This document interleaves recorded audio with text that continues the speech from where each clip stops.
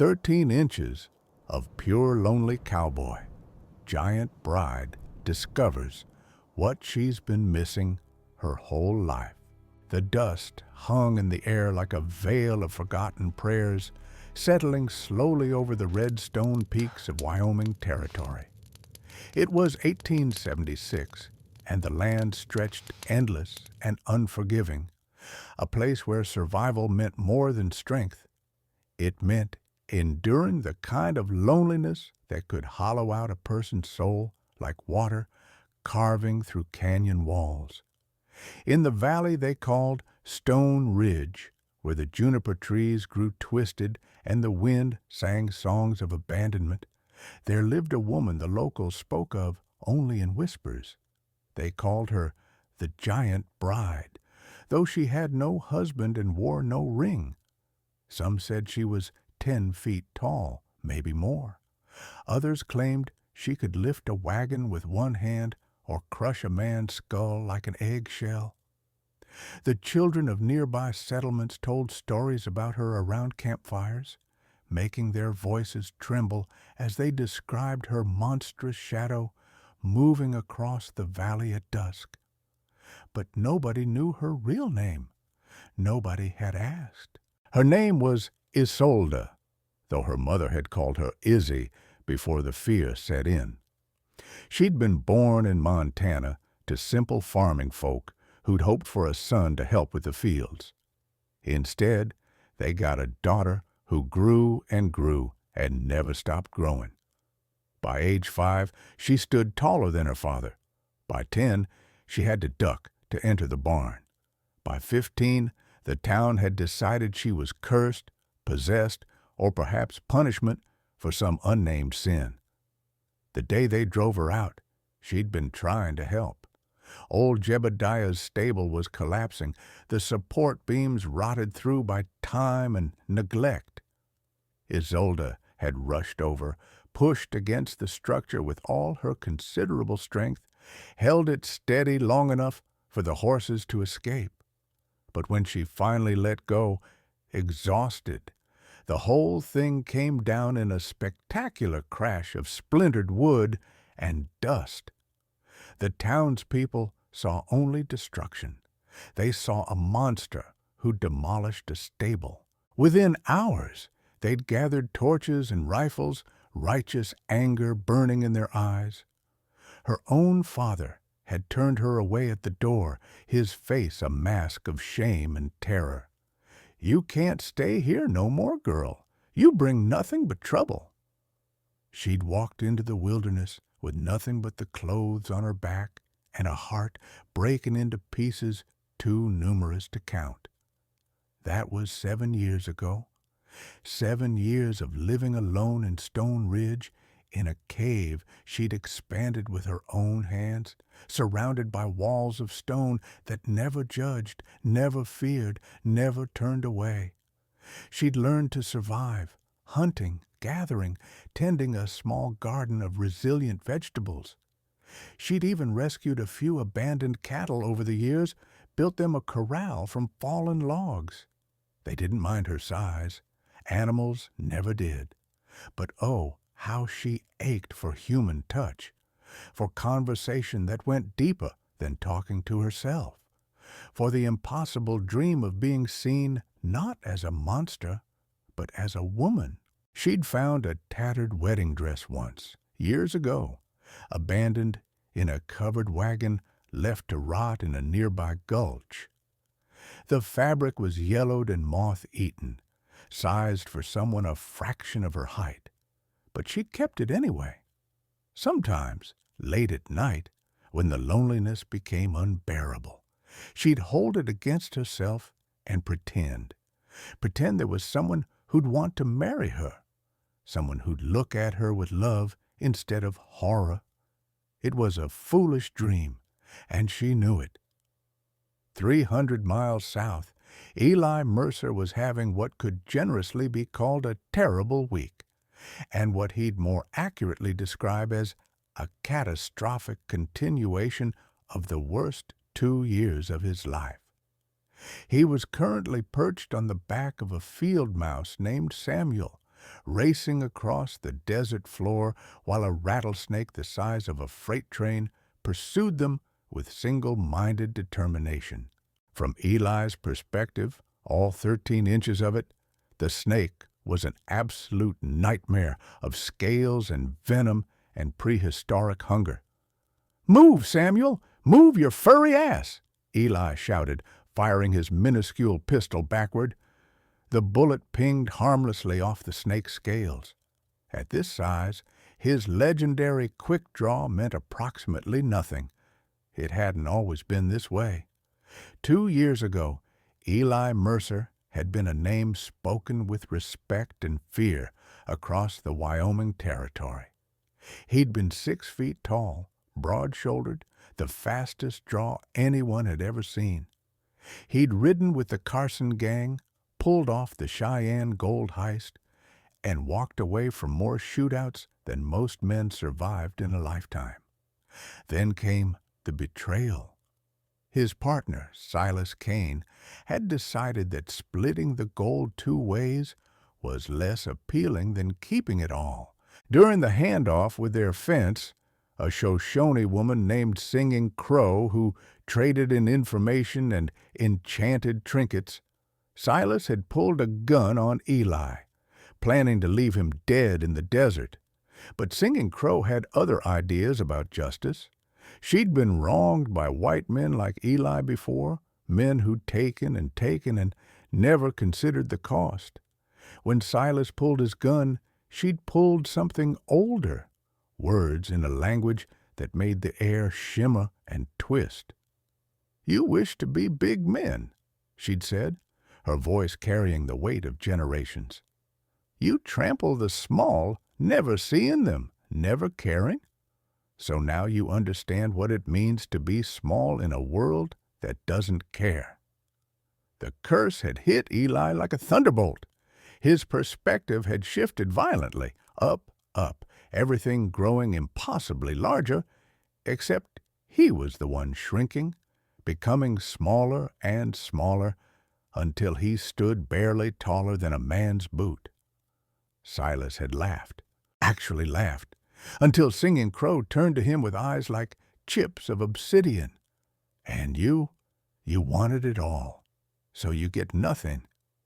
His gold had turned to dust in his hands, worthless and irretrievable.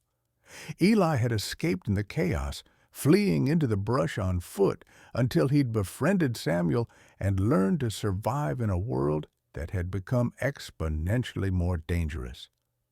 For 2 years, he'd searched for Singing Crow, hoping to convince her to lift the curse, but she'd vanished like smoke, and he'd been left to navigate a life where raindrops were dangerous, where insects were mortal threats, where every day was a battle for survival. The loneliness was the worst part. He couldn't return to civilization. Who would take a 13-inch cowboy seriously? He'd tried once, sneaking into a saloon in Laramie. A child had spotted him, screamed, "Mouse!" and tried to stomp him into the floorboards. He'd barely escaped with his life, so he wandered alone, searching for answers that never came. The storm rolled in fast that October evening, the kind that turned the sky purple-black and sent animals scurrying for shelter. Isolde was outside checking on her cattle when she heard it, a sharp crack that wasn't quite thunder, a gunshot. She turned toward the sound, her long legs carrying her quickly across the rocky terrain. The shots continued, tiny pops barely audible over the rising wind. Then she saw it, a massive hawk circling low, diving repeatedly toward something on the ground. Isolde ran, her footsteps shaking the earth. As she got closer, she could see what the hawk was hunting, something impossibly small moving erratically across the rocks. A mouse? No, there was something riding it. The shooter. The hawk dove again, talons extended. Without thinking, Isolde lunged forward, her enormous hand sweeping through the air. She caught the bird mid-dive, her fingers closing gently but firmly around its body. The hawk shrieked and struggled, but she held it carefully, then tossed it skyward, sending it flying away from its intended prey. She looked down. On the ground, sitting astride a trembling field mouse, was the smallest human being she'd ever seen. A man, perfectly proportioned, but barely larger than her thumb, wearing tiny leather chaps and a hat the size of a thimble. He was pointing a pistol at her that couldn't have been bigger than a grain of rice. For a long moment, they stared at each other, the giant woman and the miniature cowboy, both frozen in mutual disbelief. Eli's brain was trying very hard to process what he was seeing. The face looking down at him was enormous, yes, but undeniably human, undeniably feminine. And despite its size, despite the dirt smudged across one cheek and the tangled hair whipping in the wind, it was beautiful in a way that made his tiny heart skip several beats. Isolde's thoughts were equally chaotic. There was a person, a tiny person, but still a person, not an animal, not a hallucination, an actual human being she could talk to. "If you're planning to eat me," Eli called up, his voice surprisingly steady despite his thundering pulse, "at least let me die with dignity, not in some stew." The sound of her laughter surprised them both. It had been so long since Isolde had laughed that she'd almost forgotten what it felt like, the way it bubbled up from somewhere deep inside, warm and genuine and achingly real. "I don't eat people," she said, her voice deep but gentle, small or otherwise. "Well, that's a relief," Eli said, holstering his useless pistol. Samuel the mouse was still trembling beneath him, sensing the proximity of something so much larger. "Name's Eli Mercer, and I suppose I should thank you for the rescue, Miss Isolde." She hesitated, then added quietly, "Most people call me the Giant Bride, or the Monster of Stone Ridge, depending on how polite they're feeling." "Well, Isolde," Eli said, tipping his tiny hat, "you don't look much like a monster to me." The sky opened up then, rain falling in sheets. Each drop was the size of Eli's head, capable of battering him unconscious or drowning him where he stood. Isolde saw his predicament immediately. "May I?" she asked, extending her palm. Eli had survived 2 years of curse-induced hell by trusting his instincts. Every instinct he had was telling him that this giant woman, this lonely outcast, was the first genuinely good thing to happen to him since Singing Crow's curse. He guided Samuel onto her palm. "We're in your hands," he said. Isolde curled her fingers slightly, creating a protective cave around him as she ran for her home. The rain hammered against her back, but inside the shelter of her hand, Eli and Samuel were dry. She could feel them shifting, the mouse's tiny feet padding against her skin, the cowboy's even tinier weight barely registering. She was holding a person, actually holding another human being. The realization made her eyes sting with tears that had nothing to do with the rain. Isolde's home was a cave she'd expanded and improved over 7 years of solitude. The entrance was massive, carved wider by her own hands to accommodate her height. Inside, she'd created something remarkable, a living space that was part frontier homestead, part natural wonder. The main chamber had a stone fireplace she'd built from river rocks, currently cold, but surrounded by carefully stacked firewood. Shelves carved into the walls held her possessions, tools, preserved foods, books she'd salvaged from abandoned wagons, the moth-eaten wedding dress folded reverently in a wooden crate. Furs covered the floor, and in the corner sat a bed frame she'd constructed from massive logs, topped with a mattress stuffed with prairie grass and wild cotton. She set Eli and Samuel down gently on her table, a flat slab of stone supported by smaller rocks. While she worked to start a fire, Eli took in his surroundings with growing admiration. "You built all this yourself?" he asked. "Had plenty of time," Isolde replied, coaxing flames from kindling, "and nobody else to help." "How long have you been out here?" "7 years, since I was 18.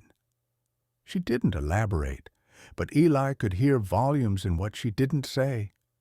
As the fire grew, casting warm light through the cave, Isolde pulled out her stores of food.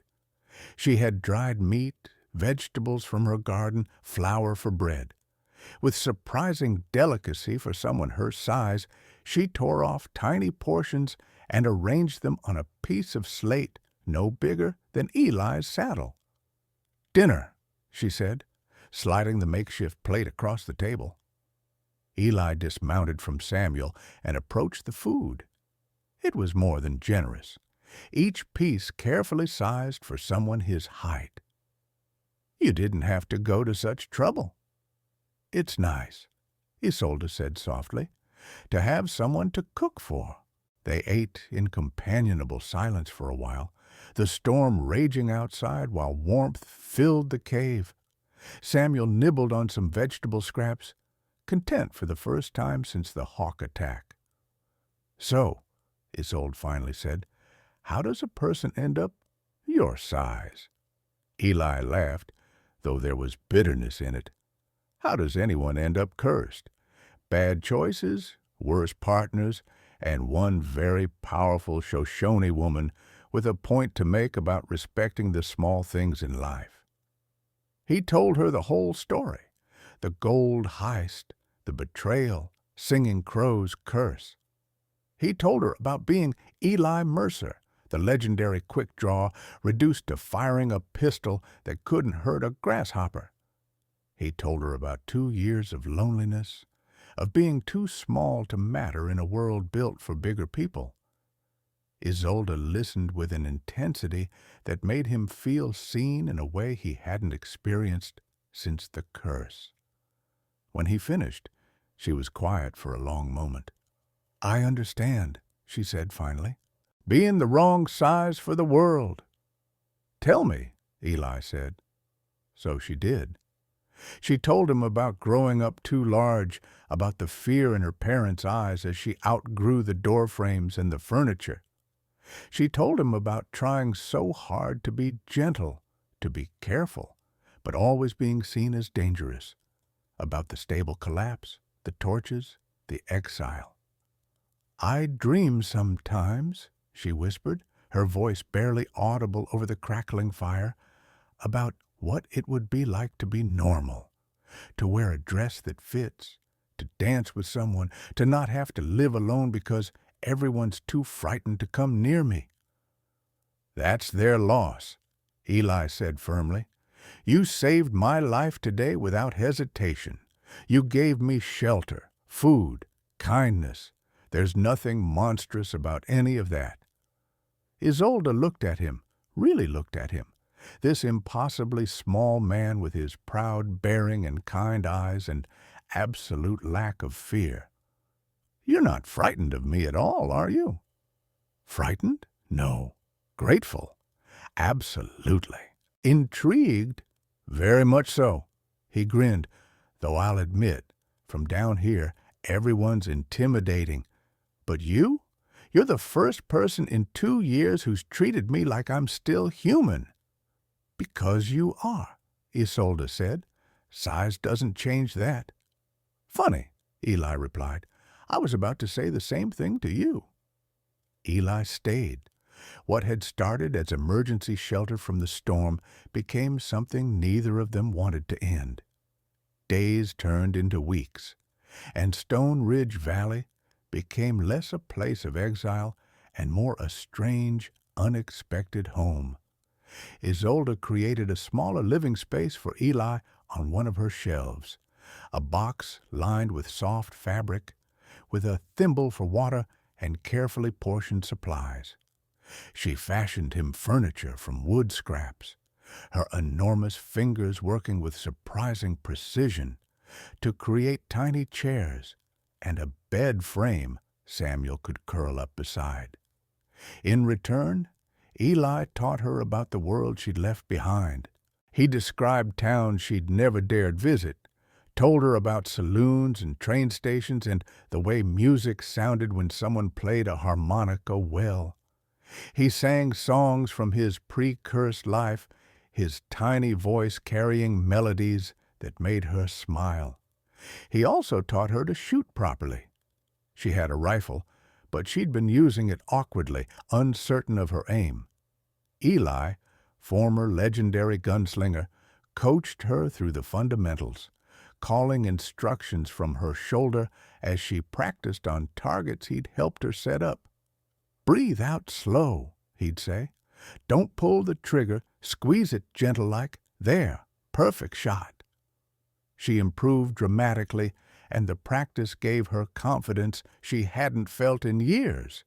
They developed routines. Mornings, Isolde would check on the cattle while Eli and Samuel patrolled for predators that might threaten the small herd. Afternoons, they'd work on various projects. She'd tend her garden while he'd explore the surrounding area, mapping safe routes and water sources from his unique perspective. Evenings belonged to stories and conversation. "What was it like?" Isolde asked one night, watching the stars through the cave entrance, "being normal-sized?" "Honestly, I took it for granted," Eli admitted. He was perched on her knee, a position that had become comfortable for both of them. Never thought twice about walking into a saloon or riding a full-sized horse. Never appreciated how easy it was to just exist without constant threat. "I never had that," Isolde said. "Even before they drove me out, I was always too big. Always breaking things accidentally, always being careful, always apologizing." "You shouldn't have to apologize for existing." "Neither should you." The conversation lapsed into comfortable silence. Then Eli said quietly, "You know what's strange? I don't feel small around you. I mean, obviously I am, but you don't make me feel diminished. You make me feel seen." Isolde's breath caught. "You make me feel human." Their relationship was shifting, becoming something neither of them had words for. It wasn't quite friendship. Too intense, too vital. It wasn't romance in any traditional sense. The physical impossibility of that was obvious.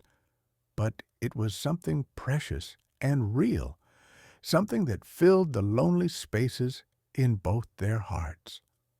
One evening, Isolde pulled out the tattered wedding dress she'd kept hidden for years. Eli was helping her organize her shelves when she lifted it from the wooden crate, handling it with reverent care. "I found this years ago," she said. "It's foolish, but I kept it. Sometimes I pretend—" She trailed off, embarrassed. "Pretend what?" Eli asked gently. "That someone might want to marry me. That I could be a bride instead of just the giant bride." She laughed, but there were tears in her eyes. "Stupid dream." "It's not stupid," Eli said fiercely. "Everyone deserves to be loved, Izzy. Everyone deserves to have dreams." She looked down at him, this tiny, fierce man who'd somehow become essential to her happiness. "What about you? What do you dream about?" "Used to dream about breaking the curse going back to my old life," Eli said. "But lately? Lately I've been dreaming about staying right here, with you." The confession hung in the air between them, heavy with implications neither dared fully explore, their fragile peace shattered on a cold November morning when Isolde returned from hunting to find fresh boot prints near the cave, normal-sized human boot prints, several sets of them. Eli saw her face go pale. "What's wrong?" "People," she whispered. "Multiple people. They were here while I was gone." They found the signs, broken branches, snuffed cigarettes, evidence of men scouting the area, and pinned to a tree with a knife a hand-drawn wanted poster. Reward: $500 for capture of the Stone Ridge Giant. Alive preferred. Dead acceptable. Below the text was a crude sketch that barely resembled Isolde, making her look monstrous and savage. "Bounty hunters," Eli said grimly. "Someone must have spread word about you." "They'll come back," Isolde said, her voice hollow, "with more men, more guns. Then we'll fight them off." "I can't." She sank to the ground, suddenly looking very young and very frightened. "If I hurt them, if I kill someone trying to defend myself, they'll never stop hunting me. I'll be a murderer on top of being a monster." "You're not a monster," Eli said forcefully. "But you're right about one thing. Fighting isn't the answer, not if you want to keep living free." "There is no free for me anymore," Isolde said bitterly. "There never was." Eli paced back and forth on the rock where she'd set him, his mind racing through possibilities. Finally, he stopped, a dangerous idea forming. What if we could stop them another way? What if we could make it so there was no bounty, no reason to hunt you? How? The bounty exists because you're a threat to normal folks. That's the story they're telling themselves. But what if we changed the story? What if I went to town and dealt with the person who posted the bounty? "You can't," Isolde said immediately. "You're too small. They'll kill you or capture you or I'll remind them who I used to be." Eli interrupted. "I was Eli Mercer, Izzy." People knew that name, respected it, feared it. Maybe they still do. It's too dangerous. So is sitting here waiting for them to take you? They argued for hours, but Eli's mind was made up. He couldn't protect Isolde with his tiny pistol and field mouse, but maybe, just maybe, he could protect her with words and reputation and the memory of who he'd been. The next morning, before dawn, he prepared to leave. "Please don't do this," Isolde begged, tears streaming down her face. "I can't lose you, not when I've only just found you." Eli stood on her palm, looking up at her enormous tear-filled eyes. "I'll come back," he promised. "I swear it, Izzy. I'll come back to you." "What if you can't? What if something happens? Then you'll know that someone cared enough about you to try." She wanted to argue more, but she could see the determination in his eyes. Instead, she lifted him to her cheek, feeling his tiny hand against her skin. "Be careful," she whispered. "Always am," he lied. The town of Bitter Creek was a 2-day ride from Stone Ridge Valley on a normal horse. On Samuel the Field Mouse, it took Eli 4 days of grueling travel, navigating terrain that was exponentially more dangerous at his size. He crossed streams that were raging rivers, climbed rocks that were sheer cliffs, hid from predators that would have been nuisances to a normal-sized person. But he pushed forward, driven by the memory of Isolde's tears and the iron determination to protect the one person in this whole damn territory who treated him like he mattered. Bitter Creek was a typical frontier town. One main street, a handful of buildings, more saloons than churches. Eli arrived at dusk, guiding Samuel into town under cover of shadows. The mouse, trained through 2 years of survival, moved silently between buildings. Finding information took patience. Eli positioned Samuel near the largest saloon, listening to conversations through cracks in the walls. It didn't take long to learn what he needed. The bounty had been posted by a man named Jeremiah Cass, a self-proclaimed protector of civilization, who made his money capturing freaks and curiosities for traveling shows back east. And Cass was working with someone Eli knew very well. Silas Kane, Eli muttered, recognizing the name in a conversation between two drunken hunters. His former partner, the man who'd betrayed him, was apparently Cass's local contact, someone who knew the territory and could guide the bounty hunters to Stone Ridge. The universe had a twisted sense of irony. Eli spent that night planning. He couldn't physically confront grown men anymore, but he still had advantages. He knew this town from his pre-cursed days. He knew its rhythms, its hiding spots, and he knew exactly how to draw Silas out. The next evening, as Silas played poker in the back room of the Silver Dollar Saloon, a tiny voice spoke from the darkness near his ear. "Hello, Silas. Miss me?" Silas jerked so hard he knocked over his whiskey. The other players looked at him strangely as he spun around, searching for the source of the voice. "Wondered if you'd recognize me," Eli continued, carefully positioned on a high shelf where he could see but remain hidden. "Though I suppose I've changed a bit since you tried to kill me." "Who's there?" Silas demanded, his hand moving toward his gun.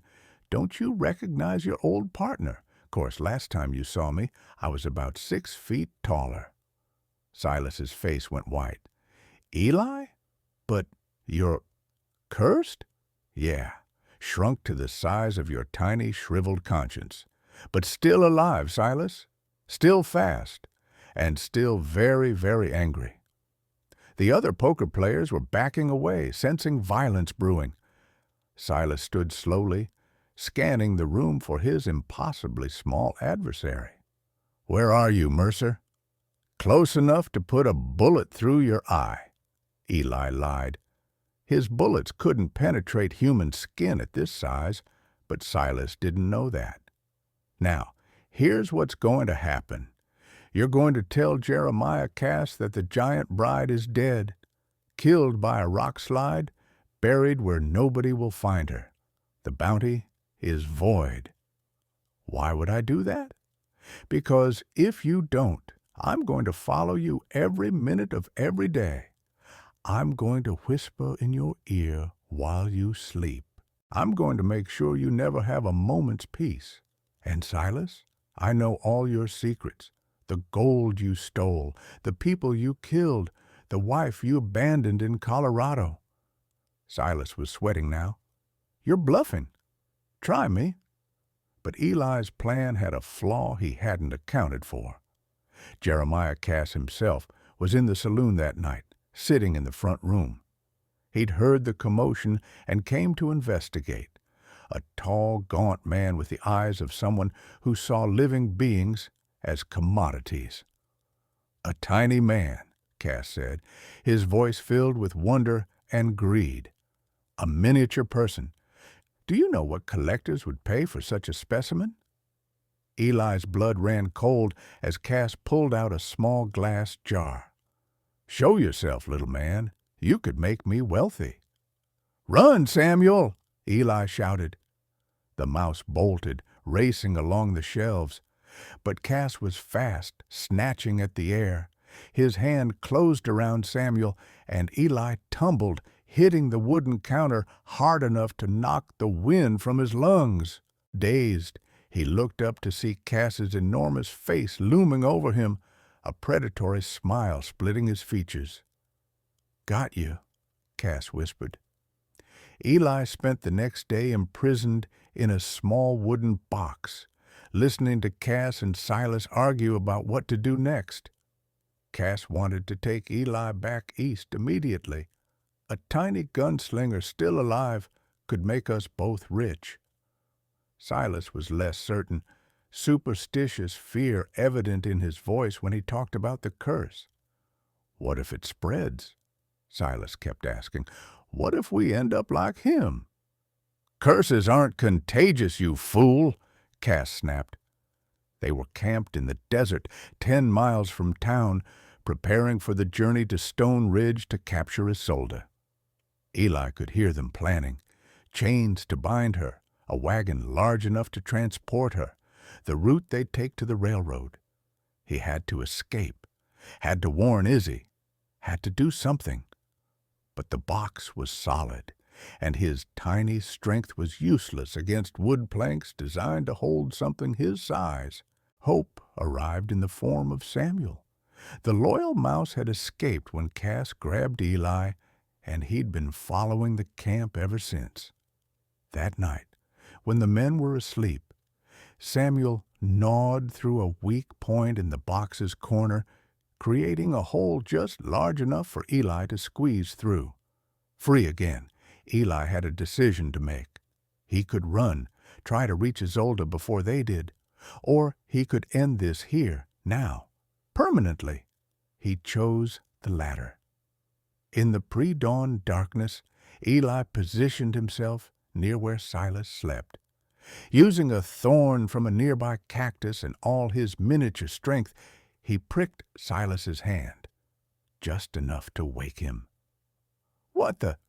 Silas jerked awake, looking around, confused. "Outside," Eli's voice called from the darkness. "You and me. Sunrise. A real duel." "You're insane," Silas hissed. "You can't even hurt me." "Then you got nothing to fear. But if you don't meet me, I swear I'll tell Cass about the gold you've been skimming, about how you planned to kill him and take everything once you got the giant." It was a bluff. Eli had no idea if Silas was planning such a thing, but the flicker of panic in his former partner's eyes suggested he'd hit close to home. "Fine," Silas snarled. "I'll meet you, and when I'm done, I'll step on you like the bug you are." As the sun rose over the desert, turning the sand gold and crimson, two men faced each other. One was full-sized, armed with a standard revolver.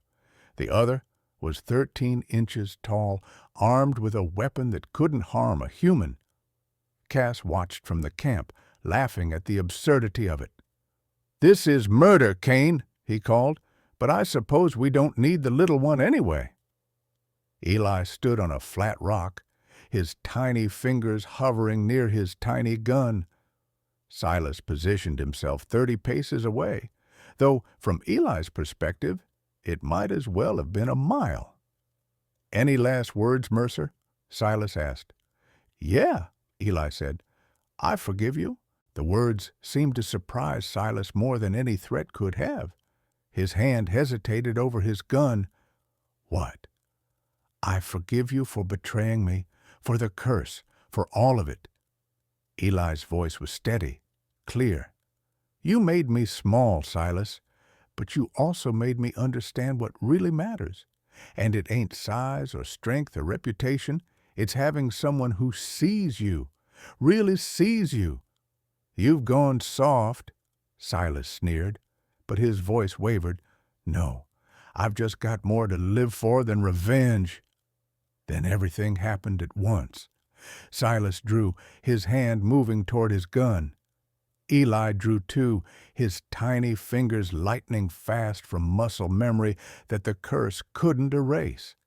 He fired, knowing his bullet would do nothing, accepting that this was how he'd die, hoping only that his sacrifice would buy Isolde time to escape.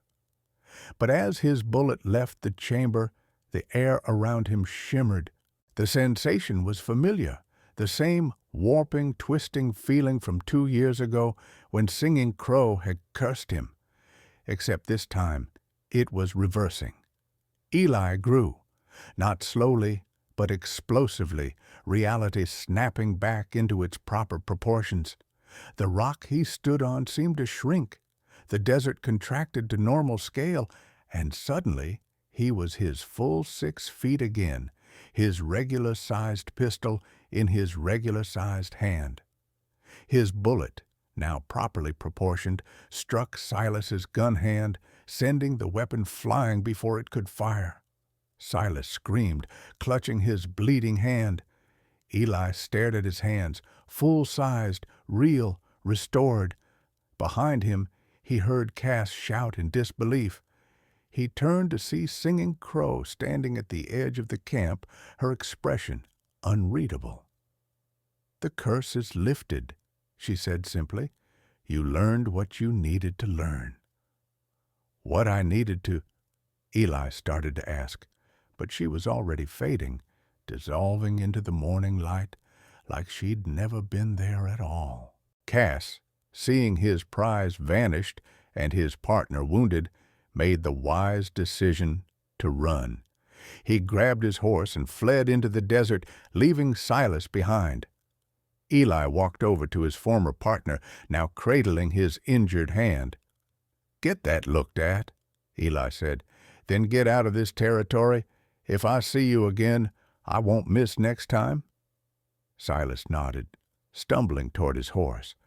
Eli took the wanted poster from Silas's saddlebag, ripped it to pieces, and scattered them to the wind.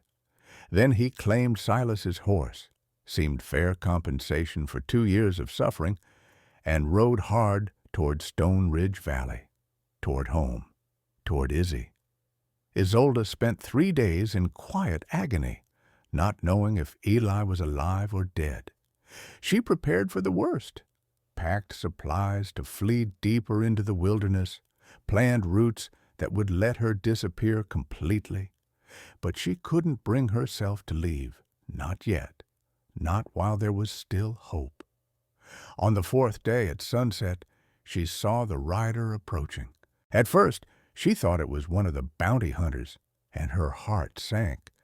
But something about the way he rode, the set of his shoulders, the confidence in his bearing. As he got closer, she saw his face, full-sized, human, familiar, despite the change in scale. "Eli?" she whispered. He dismounted while still 100 yards away, walking the rest of the distance on foot. When he reached her, he had to tilt his head back to meet her eyes. She still towered over him by several feet, but the difference seemed insignificant now. "You came back," she said, her voice breaking. "I promised I would." "You're normal again."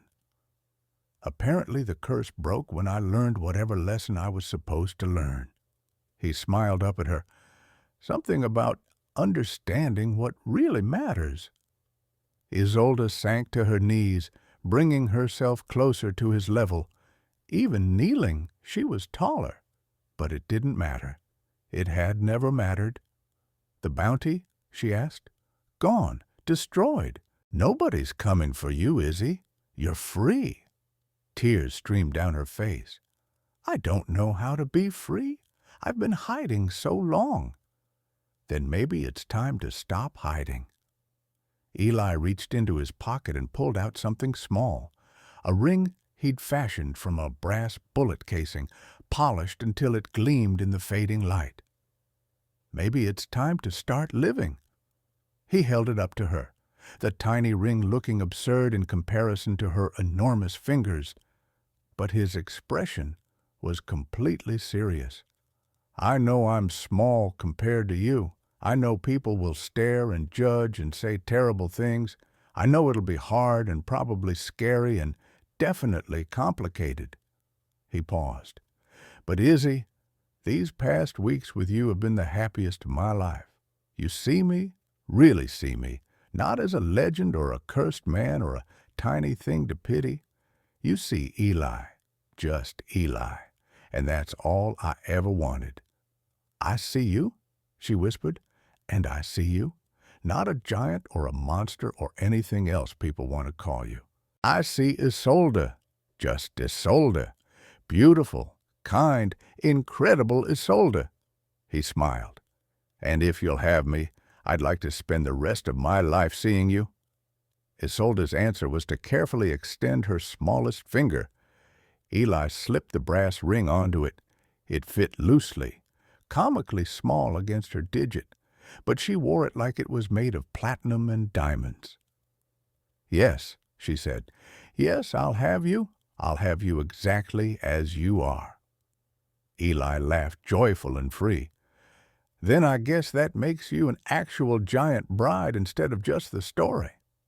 She picked him up gently, cradling him against her heart. "What do we do now?" "Now? Now we leave this valley. We go see the world. We find a place where we can be ourselves, together.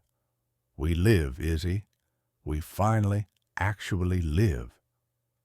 The stories about them spread across Wyoming territory and beyond, tales that grew more elaborate with each telling. Some said the giant bride had found a wizard who shrunk her down to normal size. Others claimed the cowboy had drunk a potion that made him grow to match her. A few insisted they'd both been transformed by ancient magic into the same height. The truth, as truth often is, was simpler and stranger. They built a homestead together in the high country, far enough from settlements to have privacy, but close enough to trade when needed. Isolde did most of the heavy construction, raising walls, moving beams, clearing land. Eli handled the detail work, installing windows, building furniture that accommodated both their sizes, negotiating with suppliers. They became known as eccentric, but harmless, the giant woman and her average-sized husband who genuinely seemed to adore each other. Children were initially frightened of Isolde, but she won them over by carving enormous wooden toys and giving rides on her shoulders that let them see the world from a new perspective. Eli taught shooting lessons to anyone who wanted to learn, his legendary speed undiminished by the years or the curse. He never talked about his past unless asked, and even then, he kept the details vague. They married in a meadow filled with wildflowers, with only Samuel the mouse as witness. Isolde wore the tattered wedding dress. Eli had found a seamstress willing to work with unusual measurements and had it restored, enlarged, and transformed into something truly beautiful. The ring she gave him was made from the same brass bullet casing, fashioned by a jeweler who asked no questions. On quiet evenings, they'd sit outside their home, Eli in a normal-sized chair next to Isolde's enormous one, both watching the sunset paint the sky in shades of gold and crimson.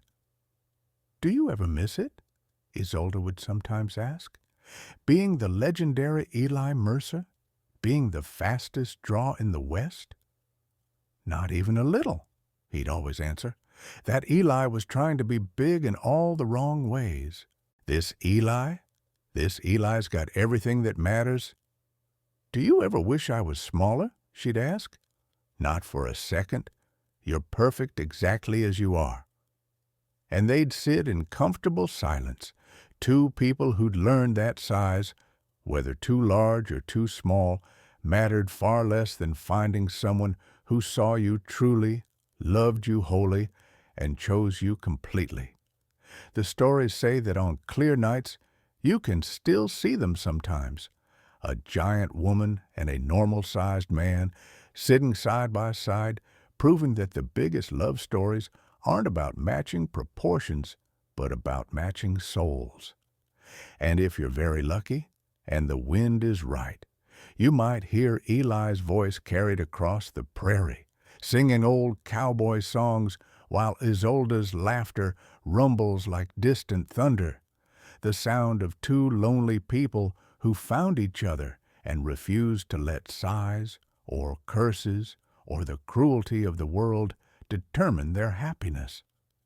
Some say they lived happily ever after, but those who knew them best understood that happily didn't mean without challenge.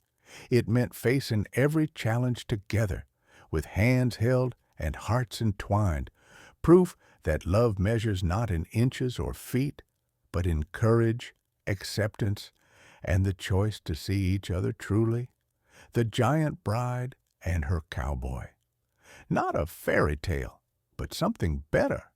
a true story about finding home in the most unexpected places and discovering that sometimes the perfect fit isn't about size at all.